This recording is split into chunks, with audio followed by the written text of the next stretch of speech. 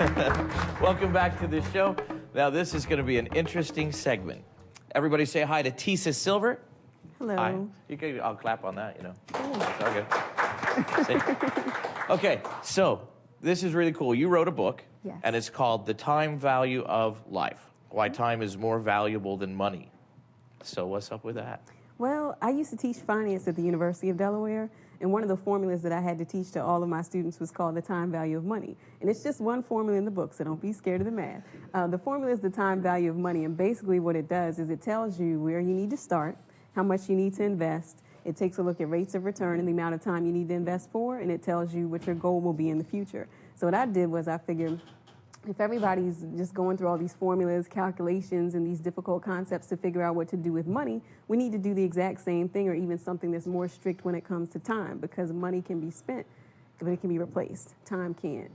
Okay, so is this how to invest for a thing, or this is how to manage your time in your life? It's time and money, both of them. Both of them in Yes, One book. Exactly. Manage your time, manage your money. Exactly. Manage to have a good time. Exactly. Very cool. All right, so let's see. Can you get into it a little bit? Sure. Like, what's the philosophy? How do you manage the time? Well, the philosophy is to know what you want out of your future first. There are a lot of people that just kind of are like myself, for instance, years ago. I just kind of took things as they came to me. I went to the University of Delaware. When I was coming out, the job market was bad. So I figured, let me apply to grad school at the very last minute. So I submitted my application on the day of the deadline. Luckily, I got in. They paid for me, so I went back to get my MBA. When it was time for me to graduate from the MBA program, job market was still a little shaky. So You should have came here. That's what we did. I should have. If I had known about it back then, I would have. But at that point, I had no job, and I figured, what am I going to do next? Fortunately, I had a friend who worked in the finance department, and she said, well, you know, they have an opening for an instructor. Why don't you apply for it? And I figured, why? I've never taught before. You know, why would I do that? And she said, well, just apply. And I applied, and I got the job. So I ended up teaching finance at the University of Delaware, fresh out of the MBA program. And good things were happening to me, and so many people around me were like, wow, you know, you got this great life. And I thought, well, yeah, it's cool, but none of it was really anything that I had decided on my own to do. It was just that good things kept coming to me.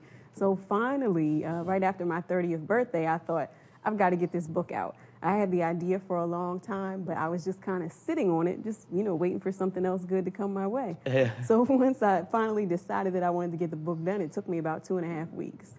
And then To write it? To write it. I'd started it in 2005, actually, but I procrastinated. Came back to it after my 30th birthday, and just a little under 3 weeks, it was done.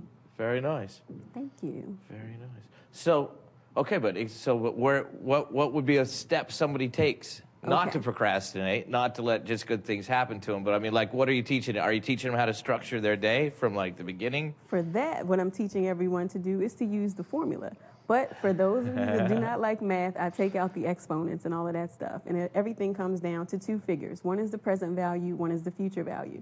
And for kids particularly, I use this to help them go about plotting a course for education. If you know, for instance, you want to be a brain surgeon, before you're able to be a brain surgeon, you know, you're going to have to go to medical school. Before medical school, you're going to have to go to college. Before college, you have to get out of high school. If you want to do that for free, you need to do a very good job in school and be in extracurricular activities. So I take the formula, plot it on a timeline, set the goal, and then work backwards so they can see that everything that they're doing right now actually will impact if or when they can reach that goal of being a brain surgeon.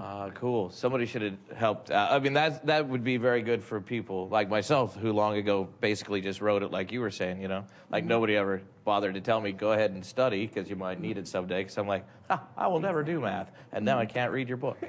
That's just great. So it says here, and you were telling me before that you go to Ferris. Yes. And you were helping them out. You're like helping them to get the path straight to do it, but you had to equate it to money. So tell me how that ties all together. Well, I always go with money first because that seems to lure people in. So I'll ask people, well, if I said, give me $900 today and I'll give you back $1,000 tomorrow, how many people would take that deal? And of course, almost everybody in the room says, yeah, I'll take it because I'm going to make $100. But if you actually sit down and look at those figures, if I can give you a $100 return overnight, there's something wrong with that picture. I'm either doing something illegal or I'm doing something illegal. So right, or I'm not going to get my $100 and I'm out $1,000 or whatever. So what That's I teach more my them style. is to, instead of just looking at the numbers, look at the circumstance. Look at how long it's going to take you to get the money back and what types of risks are involved. Those are questions you have to ask before you make a decision. So I use the money to lure them in. Then I talk about time, and I say, well, if you do this and it's going to have you end up being in jail for 10 years, maybe you shouldn't do it. Right, you know? right. Every So cause and effect. that's exactly what so it if is. people wanted you to come speak, you do speaking engagements, seminars, and there's so much things that you do here that I didn't get to because I was asking you how to make me not stupid. So how do people get a hold of you? By visiting my website. The address is www.tisasilver.com. Right, and then it says you have a Facebook, or I guess this is, how do they buy the book? They go here? You can go to my website. It's also on Amazon.com, and actually on April 17th, I'll be at Borders for a book signing. Will you that really? afternoon from 2 to 4. Cool, the big time. I'm trying to get there. So it's the Facebook or fan page is Time Value of Life? Yes, it's the title of the book. All right, cool. Well, Tisa, thank you very much. Thank you It's been so much most for having educational me. and entertaining.